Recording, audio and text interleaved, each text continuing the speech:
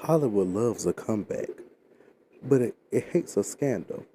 And when the two collide, the fallout is unforgettable. Today, not just telling a story, we're dissecting the legacy. A man who made America laugh, then made America uncomfortable. A man who lived for the spotlight until it turned on him. This is the story of Bob Crane. Bob Crane wasn't born into fame. He was born in Waterbury, Connecticut in 1928, a working class kid with a gift for rhythm and a voice that could charm a room. He played drums in jazz bands. He cracked jokes. He had the thing. That it.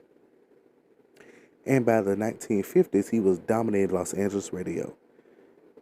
KNX, CBS affiliate. Morning Drive, he was fast, funny, and fearless. He interviewed celebrities, played drums between segments, and riffed like a stand-up comic. He was the kind of guy who made you feel like you were in on the joke. And then came television. In 1965, Crane landed the role of a lifetime, Colonel Hogan in Hogan's Heroes, a sitcom set in a Nazi power camp. Yes, a Nazi power camp. A comedy about Nazis. And somehow it worked. The show was a hit. 6 seasons, syndication gold. Crane became a household name. He was charming, clean cut, and quick witted. But fame is a drug. And Bob Crane, he was hooked. Now, this is where the story fractures. Behind the scenes, Bob was living a double life. By day, he was America's sweetheart. By night, he was something else entirely. He had a compulsion sex. But not just sex, documented sex, filmed, cataloged, archived, hundreds of tapes, hundreds of women. Most of them were unaware that they were being recorded. Enter John Henry Carpenter, a video equipment salesman for Sony. He met Crane in 1965. They bonded over tech, over women, over the thrill of control. Carpenter supplied the gear. Crane supplied the charisma. Together they became a two-man operation, seducing women, filming them, and watching the footage later like a game tape. This wasn't just a kink, it was an addiction. Crane's son, Robert Jr., would later say, "My dad was a sex addict. He couldn't stop." And it cost him everything. His marriage, his career, his reputation, and by the mid-70s, Crane was doing dinner theater in small towns, playing the same charming roles. But to have empty rooms, still smiling, still taping. But something had changed. He was trying to pull away from Carpenter, trying to clean up, and that's where things turned deadly. June 29th, 1967, in Scottsdale, Arizona. Bob Crane was found dead in his apartment, bludgeoned. The scene was brutal. Blood soaked through the sheets, a cord wrapped around his neck. No signs of forced entry, no fingerprints, just a missing tripod and a trail of secrets. Now let's pause right here. So back up everything I just talked about. Like this man he had it. He was at the height of his career, especially with Hogan's Heroes, because I still see that show to this day. Yeah, I know I'm only 22, but I, it's reruns anyway. But anyway, he was at the height of his career, and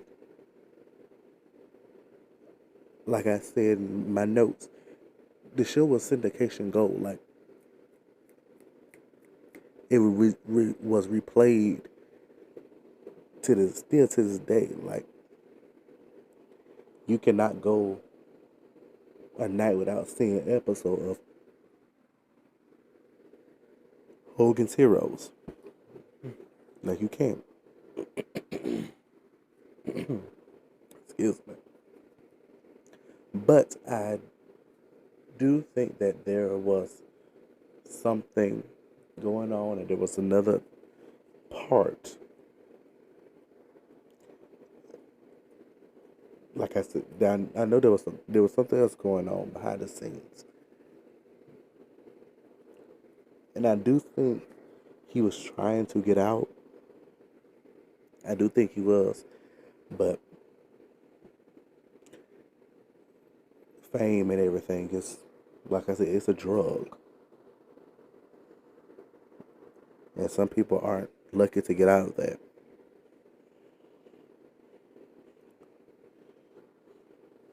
The last person to see Crane alive was Carpenter. They had dinner the night before,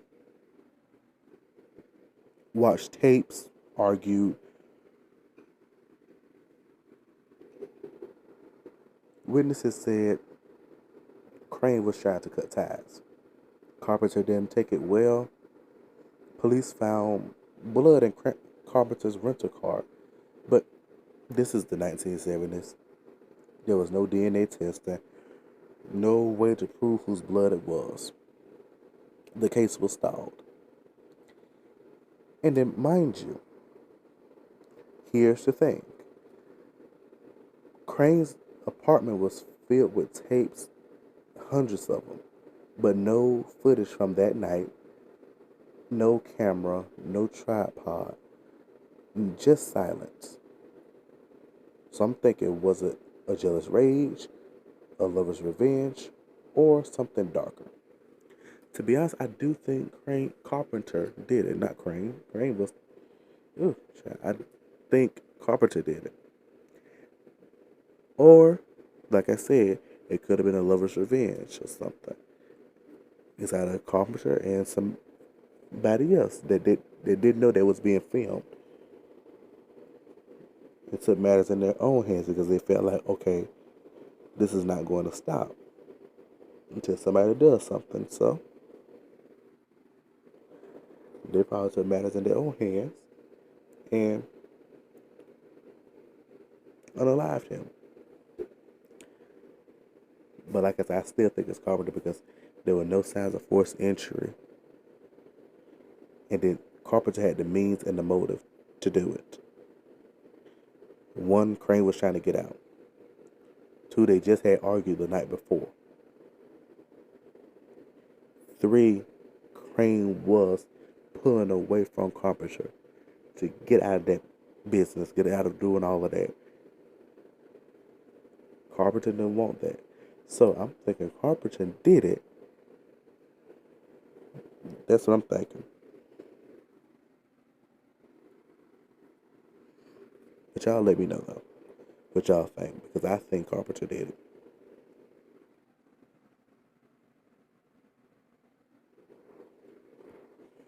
Now fast forward to 1992, 14 years later, technology had caught up.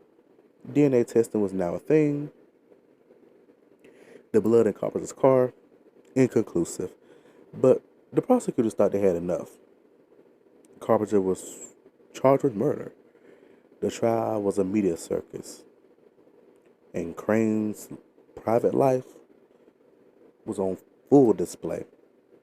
The tapes, the women, the obsession. The defense painted Carpenter as a scapegoat. The prosecution painted him as a predator. One juror said, "We knew he did it.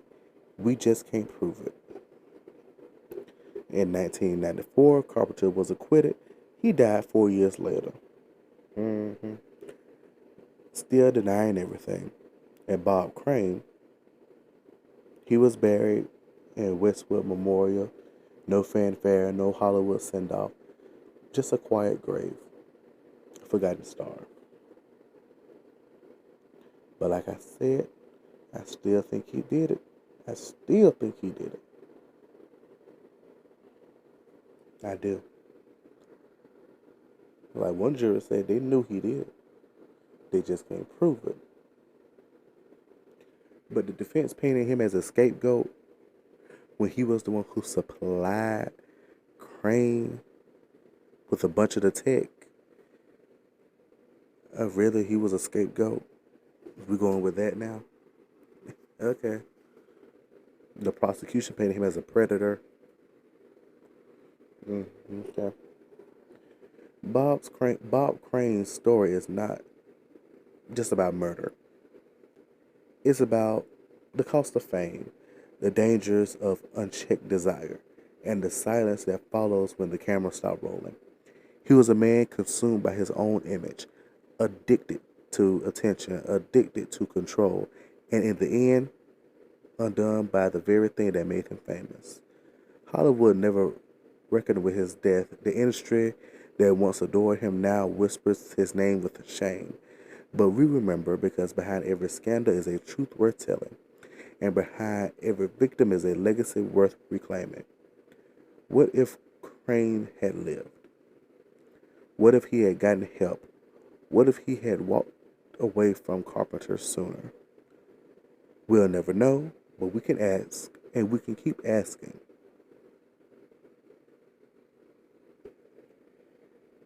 You have been listening to the Christian J Show, The Crime Chronicles, the story of Bob Crane. If this story moved you, disturbed you, or made you think, share it. Right? Leave a comment, start a conversation, and tune in next week for another episode of the Christian J Show, The Crime Chronicles.